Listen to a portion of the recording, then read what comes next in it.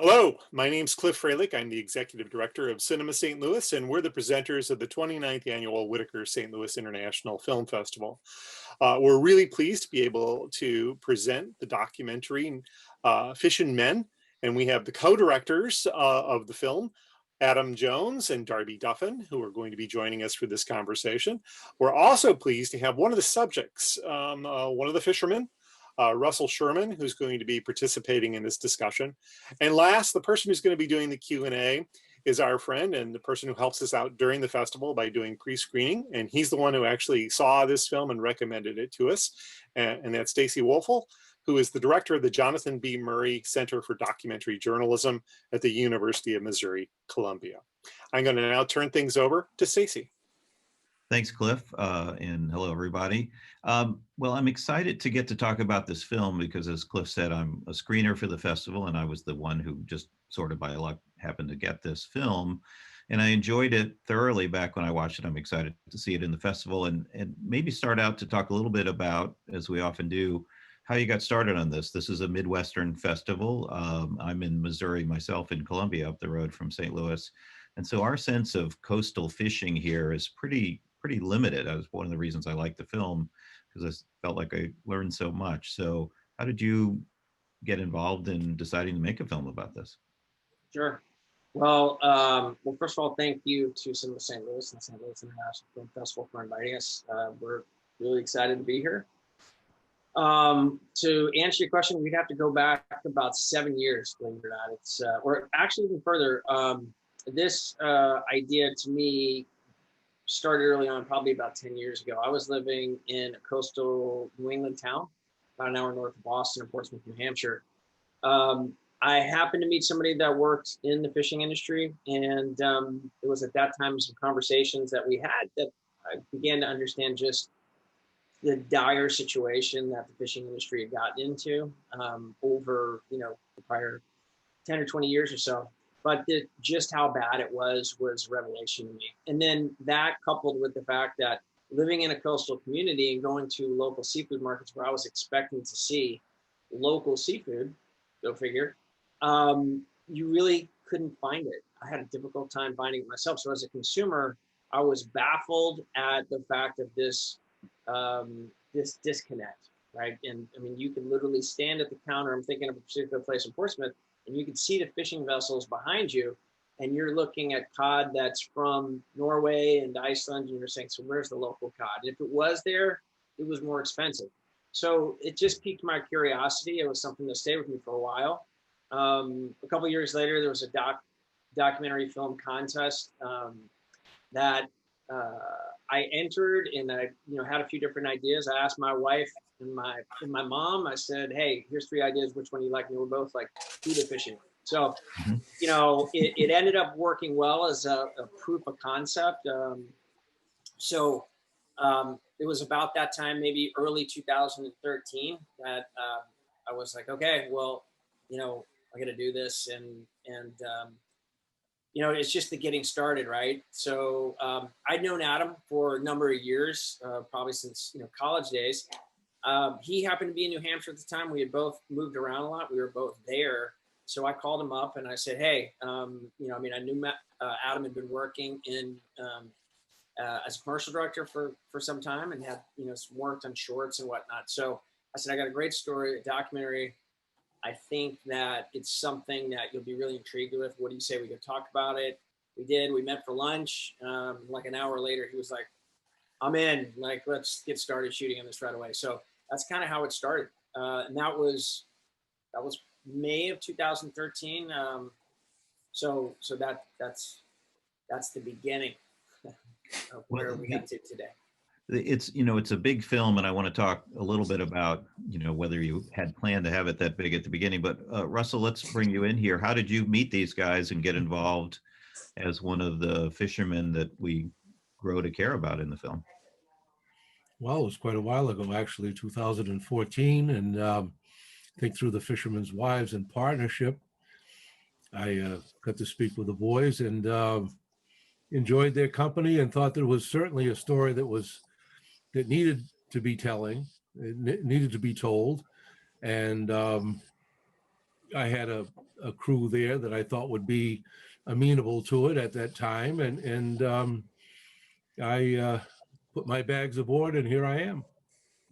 Well, Adam, and I guess maybe the same question: how did you end up casting Russell? There, you must have had choices of a lot of fishermen, a lot of people in Gloucester to talk to, and so how did Russell end up in the film?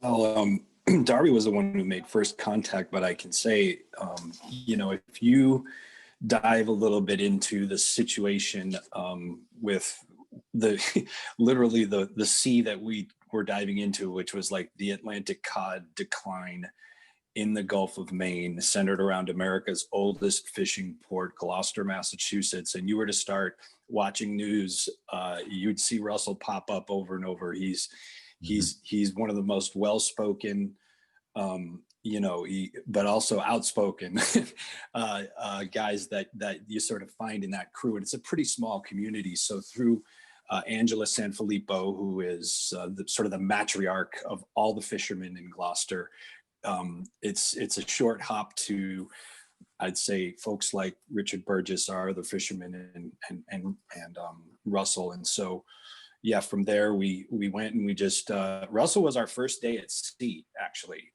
where Darby and I had to, you know, we're neither of us are used to being out at sea for 17 hours. It was a cold November day, and I got my first experience with seasickness, which was really amazing how powerful that was. And we pressed, you know, but we wound up shooting so much incredible footage that you see in the film with Russell that day at sea. It was a day I'll never forget. And I'll never forget how long the seasickness lasted after I got back to. That's a myth. It doesn't just go away when you step off the boat. If I could just get back to land, I'll be fine. Yeah, it doesn't work that way, right? It doesn't work that way. I don't want to go too far aside, but I actually had written seasickness down on here because I'm thinking, you know, for people who are not out on boats, is that something, Russell, do you feel it too and you just don't care anymore? Or does it go away after you do this for all these years? Actually, Stacey, the first day I went fishing, if I'd gotten seasick, I would be doing something else over the last 49 years. It's tremendously debilitating. I have been in my youth, only in my youth, I have been rumsick on the beginning of a voyage. And one bout with that taught me to smarten up and fly right. I've had people come that wanted to be fishermen in the worst kind of ways. Had a young Japanese fellow one time came, a delightful young fellow and a good worker, but he just was so sick that he just couldn't make it. And he was very crestfallen when I told him that I didn't think he was going to work out. I told him, I said, your spirit is willing, but your body is not. And that's pretty much the bottom line. Yeah, that's the way it is for some, I see. So turning back to the film, I described it, it's a big film. Watching it, I mean, it covers a lot of territory, and you've got, you know, you take us all over the world and to look at this problem. Did you plan for it to be that big, or did it just keep growing and growing as you were putting it together? No, we did. There's a few other films out there, and that's another thing that, to answer, I'll get to your question, but it's like everything in life. There's competition too, you know. I'll never forget, we were at an NEFMC meeting, which is the New England Fishery Management Council meeting. You see those meetings in the film, right? See another guy shooting, just casually went over and asked him, like, oh, what are you doing? He's like, oh, started working on a documentary. I'm like, oh, really? You know, you kind of probe and you find out, all right, okay, so there's somebody else working on this, and there was a couple more. So over the course of the 6 years really, that it took to finish, you know, Adam and I are aware that we are competing with other filmmakers whose story is not exactly the same, but covering the demise of certainly the Gloucester cod fishery in some form or fashion. So, well, to answer your question about, you know, going global, that was always part of it. And it's what took us a lot longer to get there than some other films. So, you know, when we originally pitched this as Deadliest Catch Meats Food Inc., the reason behind that was knowing that the global seafood trade played a direct role in why these guys were challenged in Gloucester.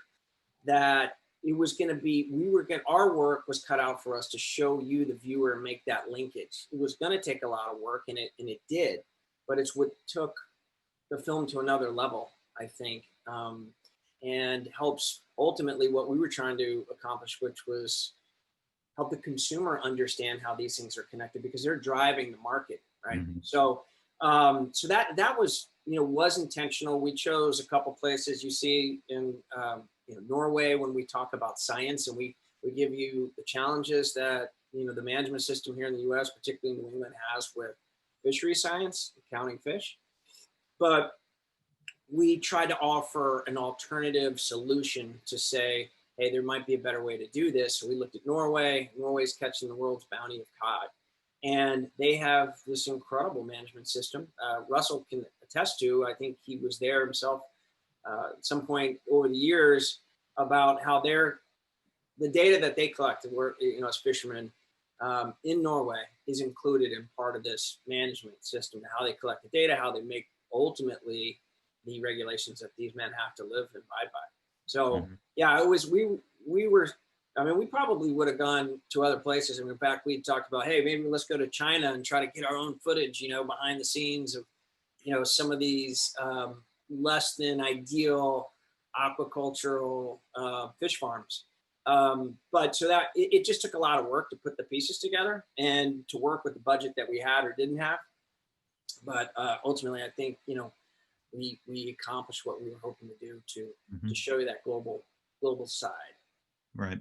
One thing I would add to that too is, it wasn't until about 4 or 5, almost maybe even 5 years to shooting, where we sort of discovered the whole, we were always looking for solutions, but when we found Dock to Dish, that opened us up to what I think really separates our films from others like it, and probably one of the most important components was the whole culinary consumer seafood diet path that we followed. That Dock to Dish sort of opened the door for that, and so that was a really, I think, an eye opener for us as we were cutting and sort of evolving what the story was going to be, is to sort of really ask the viewer to consider how they consume food, because most of the films out there, and you can look at it, if there are food docs about beef, and there are food docs about corn, and there are food docs about sugar, and a lot of them, I think it's surprising that it doesn't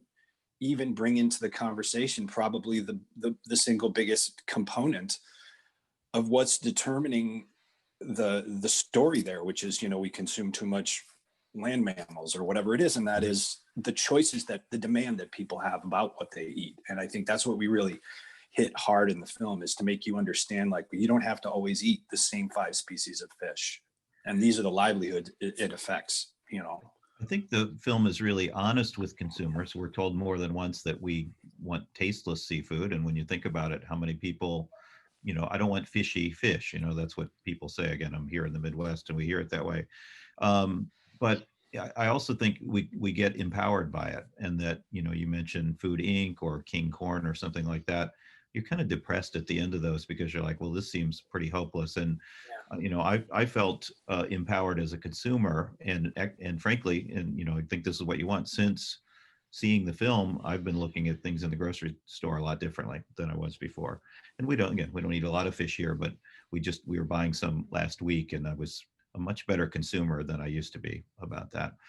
Russell, on that same note, I think it's got to be tough to find optimism.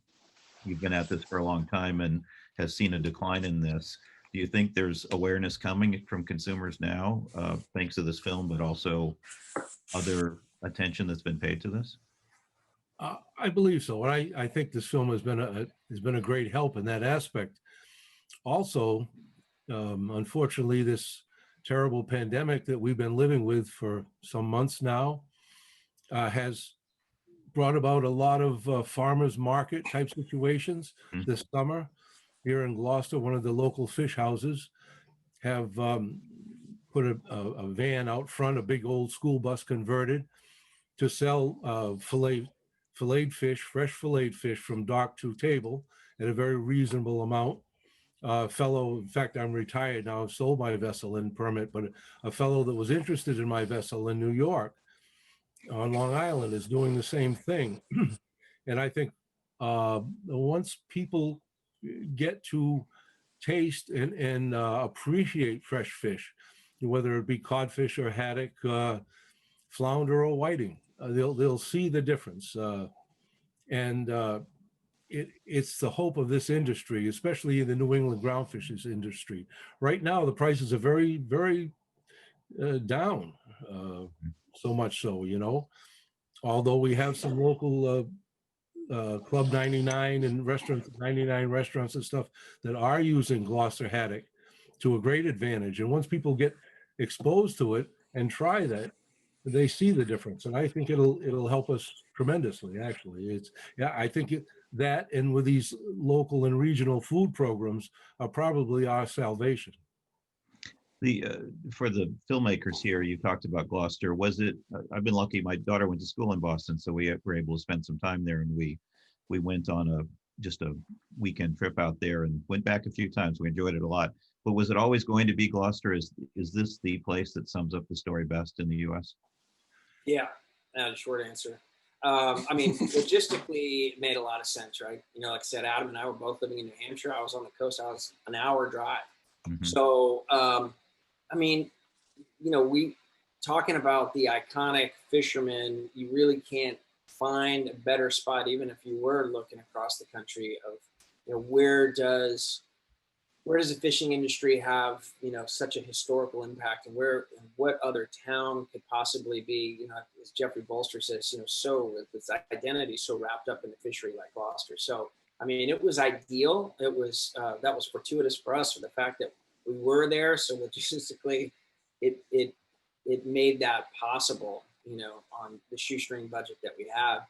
And so yeah, like we had always planned on it featuring a couple of those fishermen, Russell and Rich primarily, David Gaethel.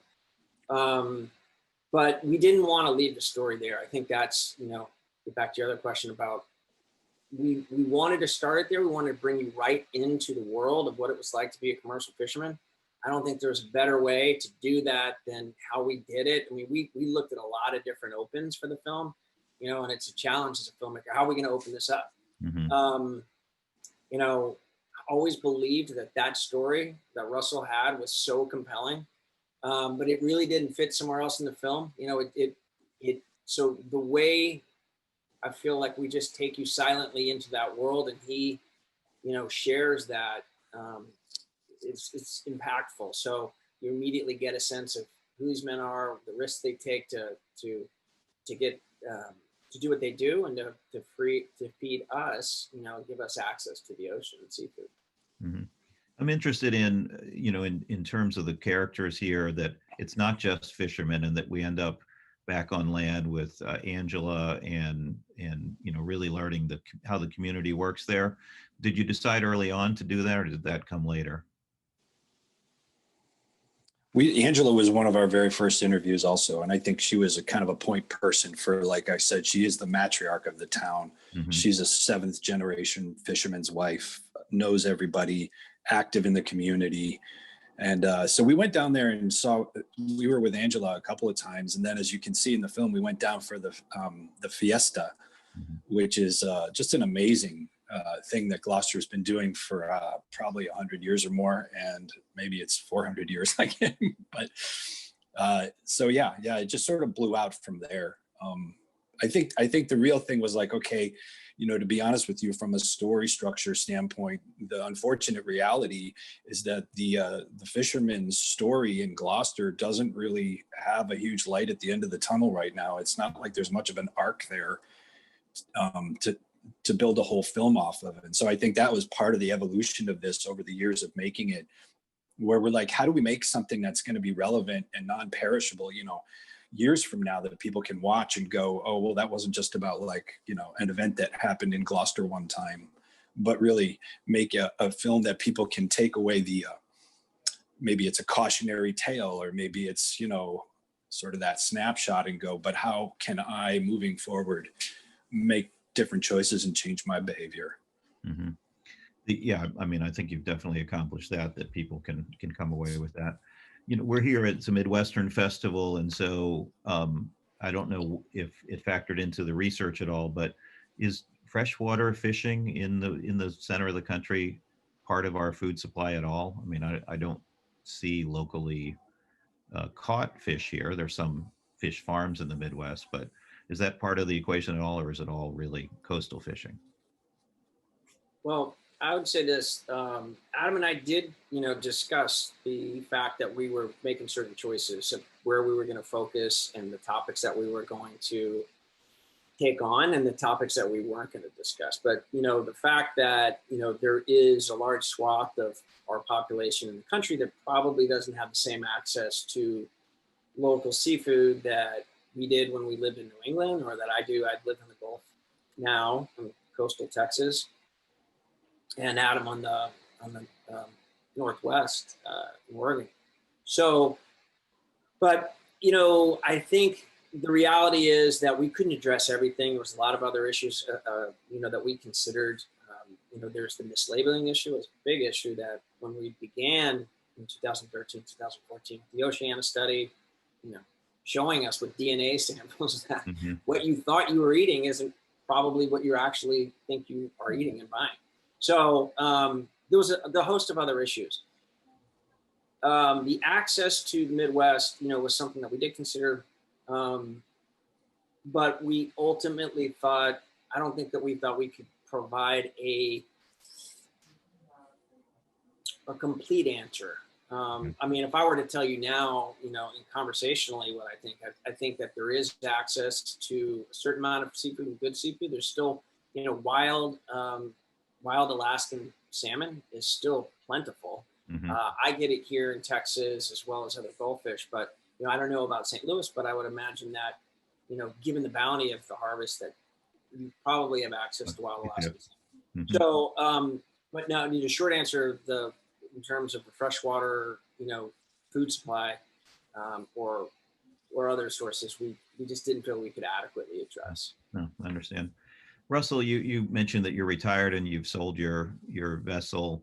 What are young men and women going into this line of work? Was it easy to find somebody to pick up and take up after you, or is it tough? Unfortunately, as far as the New England ground fishery, there aren't a lot of new participants coming in.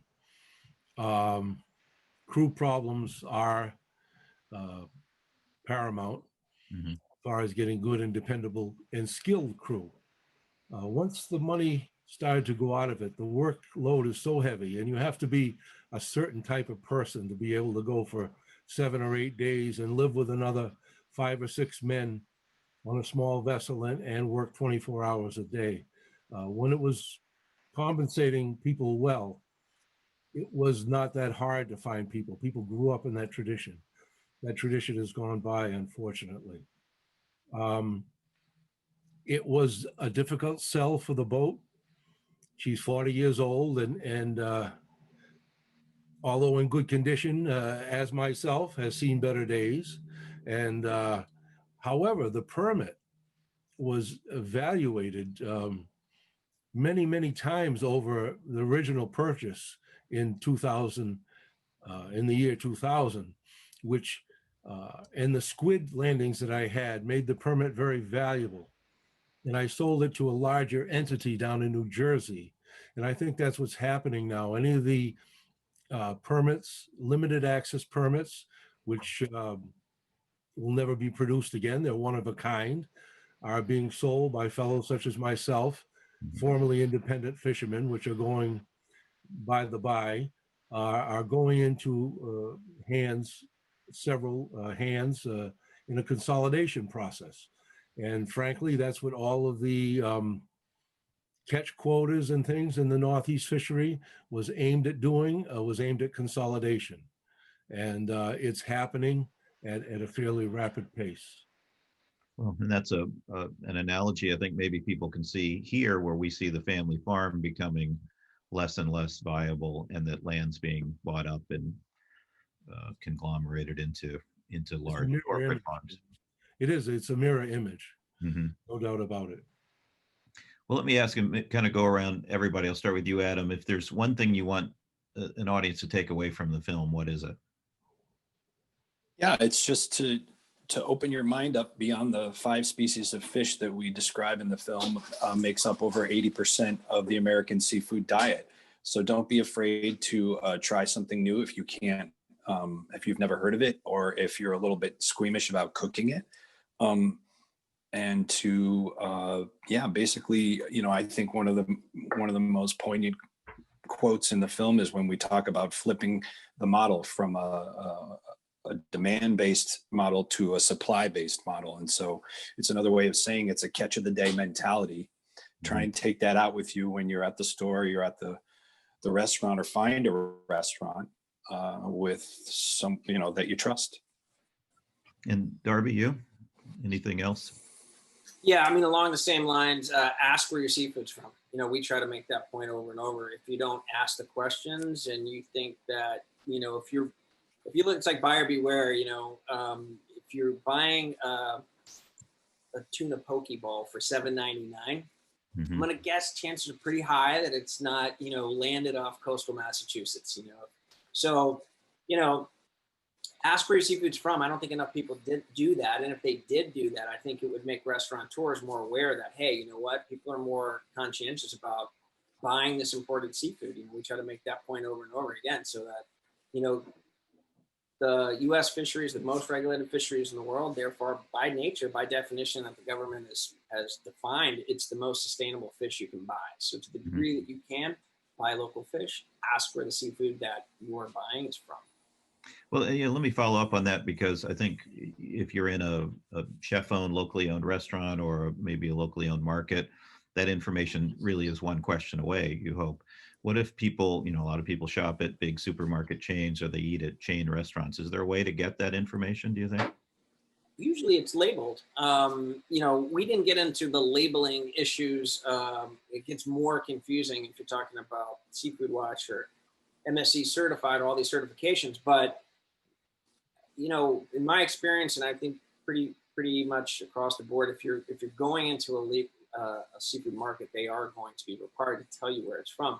That doesn't mean that was the only stop it made along the way, but chances are that at least you'll know whether it was U.S. caught and landed.